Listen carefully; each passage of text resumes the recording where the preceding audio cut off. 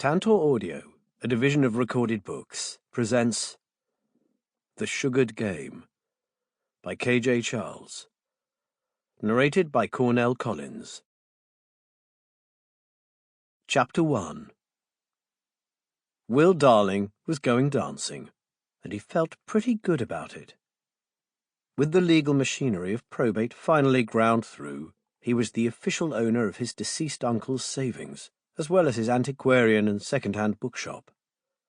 He'd celebrated his new wealth with a spending spree of sorts, and the results were pleasing. Freshly shaved, with his unruly hair combed back ruthlessly, and a few months of plentiful food and heavy lifting under his belt, he was in respectable shape, and his nearly new jacket and well-polished shoes made him feel positively smart. Not smart like the smart set, of course. He wasn't one of those, a fact that had been made abundantly clear to him, but still smart enough to take a fashion-conscious girl to a nightclub.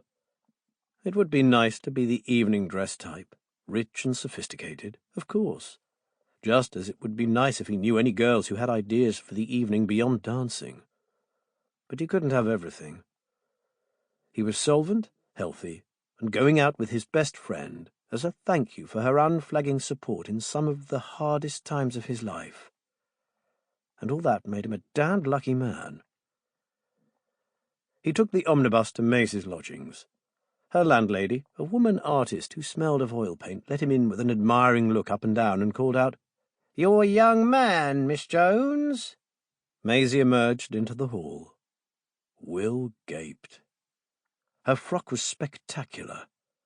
It was silver with crimson fringes that shimmered over her at the tiniest movement, the colour contrast dramatic against her warm brown skin, and short enough to reveal most of a pair of plump and shapely calves. As if that wasn't enough flesh, it was also cut low at the front, and Maisie had a lot of front. Rather than a hat, she wore a wide silver headband with crimson silk rosebuds over her black marcelled waves. Even her heeled shoes were silver. She was painted and lipsticked to the manner born, and looked like the brightest possible young person. "You'll catch flies," Maisie told him with some satisfaction. His mouth was indeed open. Blimey. He struggled for words.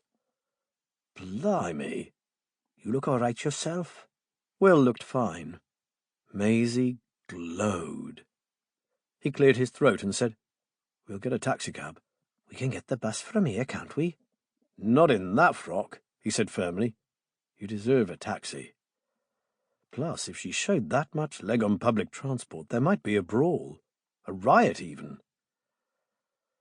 He glanced at her as the taxicab took them through Piccadilly, bright and garish with the electric lights of advertisements blurred by the drizzle on the windows.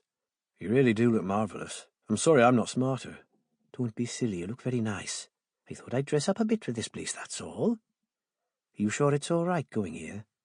"Of course it is. You deserve it." Will was taking her to the High-Low Club. He'd never heard of it, but he wasn't a nightclub sort of man. He'd simply asked her where she'd like to go for the evening out he owed her, and she'd named this on the grounds of having a voucher for free champagne.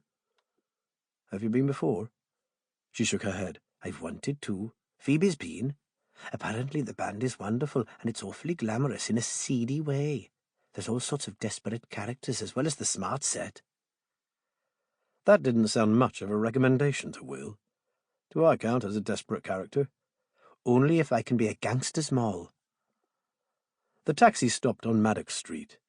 Will paid and helped Maisie out. She really was showing a great deal of leg. The High-Low Club didn't look like much from the outside. A tall, thin house that presented only a closed door to the world. This was opened by a large, suited doorman at Will's knock, and they descended a rather narrow and poorly lit flight of stairs down to the basement. If Will hadn't been able to hear the distant blare of the band, he'd have suspected they were about to be mugged.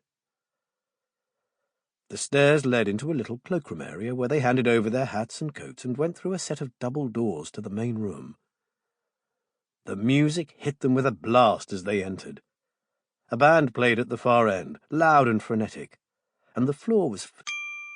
Sample complete. Ready to continue?